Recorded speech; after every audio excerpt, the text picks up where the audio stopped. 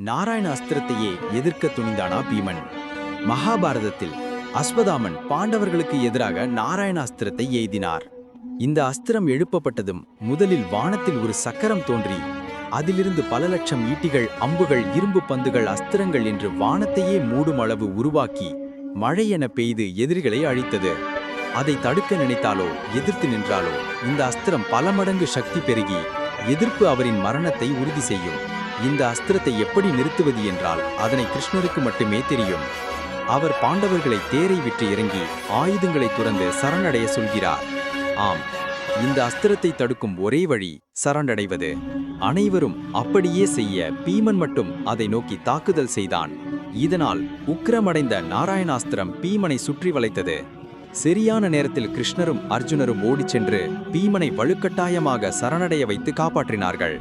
இந்த மகாபாரத கதை உங்களுக்கு பிடித்திருந்தா லைக் பண்ணுங்க, சப்ஸ்கிரைப் பண்ணுங்க.